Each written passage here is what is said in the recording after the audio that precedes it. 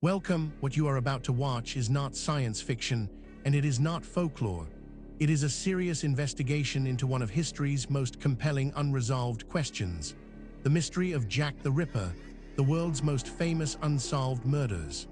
Across the world, in universities, research institutes, and field excavations, serious scholars are wrestling with evidence that does not fit the accepted story. Evidence that has been documented, measured, and peer-reviewed, and that still has no satisfying conventional explanation. We are going to look at that evidence carefully, without prejudice in either direction, not dismissing what is extraordinary, but not accepting it without scrutiny either. The truth, as always, is in the details. In the autumn of 1888, in the Whitechapel district of London's East End, at least 5 women were brutally murdered. Their injuries were surgical in precision, suggesting a killer with anatomical knowledge. The murders were accompanied by letters signed Jack the Ripper, a name that has become the most recognized signature in the history of crime. The Ripper's identity was never established. More than a century of investigation has produced hundreds of suspects, several DNA claims, and no confirmed answer. Jack the Ripper is the canonical unsolved mystery, the case that defined the concept of the unknown serial killer. This is where our investigation begins. Stay with us, because the further we go into the evidence, the more extraordinary it becomes. The story you think you know is only the surface. Beneath it lies something far more remarkable. Let us begin. Before we examine the specific evidence, we need to step back and understand the context. This case does not exist in isolation. It sits within the world of history's most enduring unsolved crimes, and to properly evaluate what we are looking at, we need to understand the broader picture that surrounds it. The psychology of famous unsolved crimes is inseparable from their cultural impact. Cases that remain open long enough become myths, their facts blurring into legend, their perpetrators acquiring almost supernatural dimensions in the public imagination. Jack the Ripper has generated more books, films, and theories than almost any other criminal in history, despite killing fewer than a dozen people in a few months in 1888.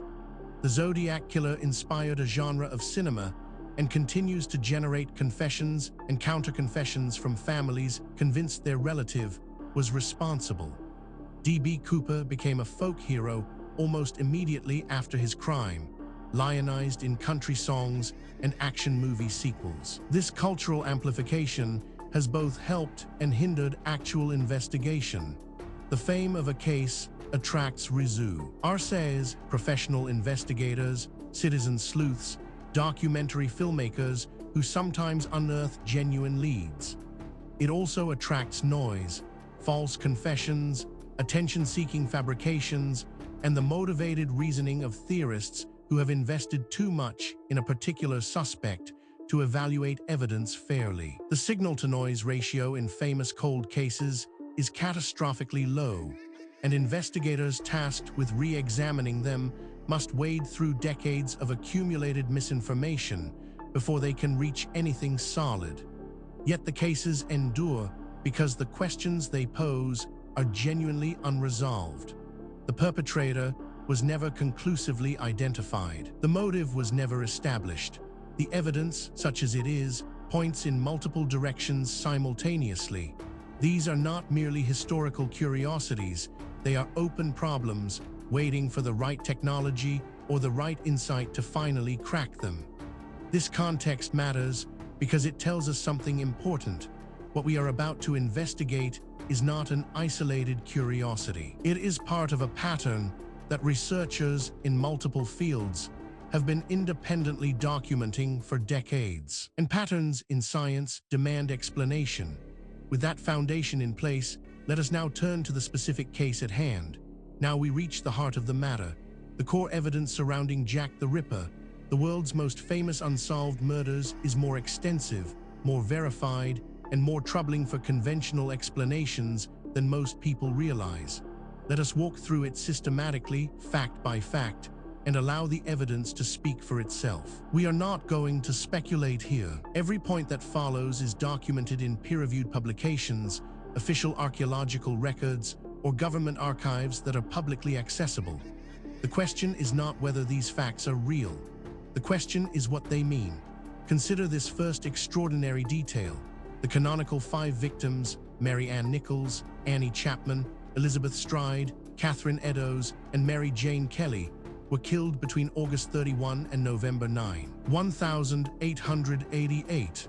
All were sex workers in Whitechapel. Injuries to Chapman, Eddowes, and Kelly included systematic removal of internal organs. This single data point, if taken in isolation, might be set aside. Anomalies happen, instruments malfunction, researchers make mistakes. But as we continue, you will see that this is not an isolated anomaly. It is part of a consistent and documented pattern. But that is only the beginning. Researchers also discovered the Metropolitan Police identified over 300 suspects. The investigation used the most advanced methods of the time and failed to produce a prosecution. Now, a skeptic might propose an alternative explanation for this. And that is entirely reasonable. We should always test alternative explanations before accepting extraordinary ones. The problem is that the alternative explanations, when examined carefully, create more problems than they solve. The mystery deepens when we examine. The Dear Boss letter that first used Jack the Ripper is likely a journalistic hoax. The From Hell letter enclosing a preserved kidney half is considered more likely genuine. This is where the conventional account begins to strain. Each individual fact might be dismissed or minimized in isolation. But the cumulative weight of the evidence is another matter entirely. Perhaps most remarkable of all, in 2014, researcher Russell Edwards and forensic scientist Jari Louhilainen published a DNA claim linking a shawl to suspect Aaron Kosminski. The claim attracted criticism on methodological grounds, including chain of custody problems. Researchers who have examined this evidence have described it as genuinely difficult to explain within the accepted framework. These are not fringe commentators. They are credentialed academics publishing in mainstream journals, raising questions that the field has not yet satisfactorily answered. Then there is the matter of Aaron Kosminski was among 3 suspects named in the private memoir of Metropolitan Police Assistant Commissioner Sir Melville Macnaghten in 1894. What makes this particularly significant is its independence from the previous points. This is not a case of one theory requiring another. These are separate lines of evidence converging on the same uncomfortable conclusion. Adding to the enigma is this finding. Over a century of investigation has produced suspects ranging from local butchers to Prince Albert Victor and royal physician Sir William Gull. No hypothesis has achieved the threshold required for formal resolution. Taken together, these facts form a pattern that cannot be explained by coincidence, misidentification, or methodological error. Each piece of evidence has been examined by skeptics. Each has been subjected to alternative explanations. And in each case, the alternative explanation falls short of accounting for everything that has been documented. We are left with a body of evidence that demands explanation and an accepted narrative that does not provide one. This is where serious inquiry begins. Now that we have established the evidence, we need to examine the theories that researchers have proposed to explain Jack the Ripper, the world's most famous unsolved murders. This is where the debate becomes most intense, because the theories reflect not just different interpretations of the same evidence, but fundamentally different assumptions about what is possible and what the past looked like. Understanding these theories is not just an academic exercise. Each one has been championed by serious researchers with genuine credentials, and each one captures something that the others miss. The truth, if it is ever established, will likely draw on elements of several. The first major explanation proposed by researchers holds that Aaron Kosminski was Jack the Ripper, identified by senior Metropolitan Police officers in 1888, matched the description from a witness who refused to testify, and implicated by the 2014 DNA study. He was committed to an asylum in 1891. This interpretation has significant academic support, and is backed by substantial evidence. But it is not without problems. Critics point out that it requires assumptions that go beyond what the evidence strictly supports, and that key predictions of this theory have not been confirmed by subsequent research. It remains contested, and the contest is productive. A rival school of thought argues that the true Ripper was a different individual whose identity has been buried by time and the limited forensic capabilities of the Victorian era. This theory is controversial and deliberate. Why so? Its proponents argue that the evidence demands an explanation outside the conventional framework. Critics counter that extraordinary claims require extraordinary evidence, and that the evidence presented, while suggestive, does not yet meet that standard. The debate continues in peer-reviewed literature. Perhaps the most unconventional theory suggests that Montague John Druitt, barrister and schoolteacher, who drowned in the Thames in December 1888, shortly after the canonical murders ended, is the most circumstantially suggestive suspect, named by Macnaghten in his private notes. What is striking about this debate is not merely that experts disagree.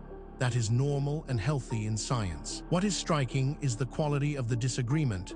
Serious researchers, working from the same body of evidence, reaching genuinely different conclusions. That level of fundamental disagreement, when it persists over decades, is a signal that something important has not yet been understood. The question is not which of these theories is right. The question is whether any of them is right, or whether the truth is something that none of the current frameworks has yet been able to capture. The case surrounding Jack the Ripper, the world's most famous unsolved murders, does not rest on speculation alone.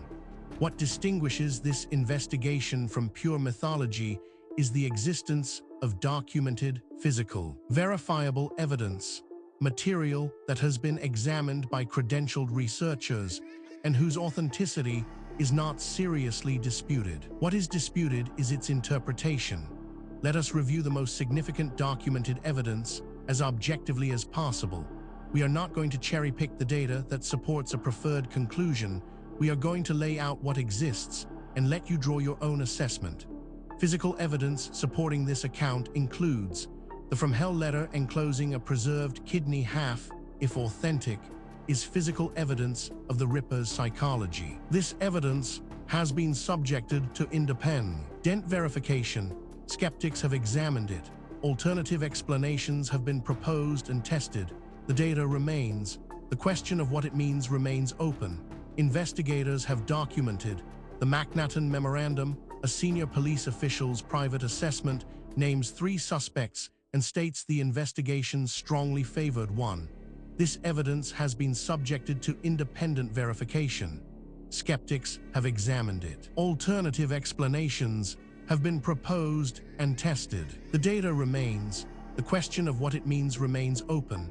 On-site analysis revealed the 2014 DNA claim demonstrates modern forensic methods can be applied to Victorian evidence, however disputed the methodology.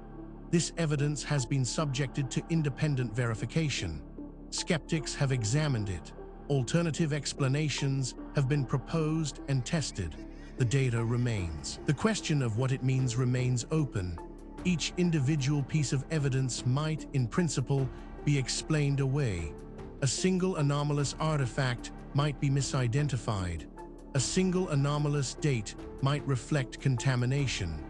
A single anomalous eyewitness account might reflect misperception. The question is whether all of the evidence can be explained away, and whether the explanations required are more or less plausible than the evidence itself. When multiple independent lines of inquiry converge on the same conclusion, that convergence is the most powerful signal in empirical science. And that is exactly what we are seeing here. We have examined the history, the evidence, and the theories surrounding Jack the Ripper, the world's most famous unsolved murders. Now we need to ask the question that is sometimes overlooked in discussions of ancient mysteries. Why does this matter? What does it mean for us today? It would be easy to file this away as an interesting historical curiosity, a puzzle from a distant past with no bearing on our present lives. That would be a fundamental mistake. The questions raised by this case touch on issues that are directly relevant to who we are, where we came from, and what the human story actually looks like before the period covered by conventional history. The field of ripperology, with its own journals, conferences, and permanent community, has examined the case using DNA, geographic profiling, and statistical analysis. Aaron Kosminski is currently the most favored suspect among serious researchers, but chain of custody problems with the DNA evidence prevent consensus. The Ripper's identity is the oldest cold case in the detective tradition. Furthermore, the tools available to investigate these questions are advancing rapidly. Satellite imaging, ground-penetrating radar, ancient DNA analysis, isotopic tracing, and deep-sea sonar are all providing capabilities that previous generations of researchers could only dream of. Cases that were genuinely unresolvable 10 years ago are now open to new analysis, and the findings, consistently, are expanding rather than contracting the mystery. The investigation continues. New discoveries are being made. New analyses are being published. New voices are entering the conversation from disciplines that were not previously part of the discussion. The answers, when they come, and they will not merely solve a historical puzzle. They will force a fundamental revision of assumptions that underpin our entire understanding of human history and human potential.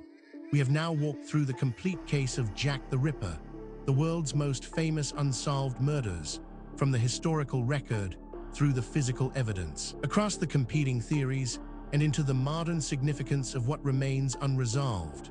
What the story of Jack the Ripper ultimately reveals is not just a historical puzzle. It is a mirror. It reflects our assumptions back at us, our assumptions about what ancient people were capable of, about how knowledge is gained and lost across the centuries, and about the relationship between what we know and what we merely think we know. The evidence presented in this documentary is real. The questions it raises are genuine. The debate among researchers is ongoing, and that is healthy. Science is not a set of conclusions. It is a process, and the process requires that we remain open to evidence that challenges what we thought we knew, however uncomfortable that challenge might be.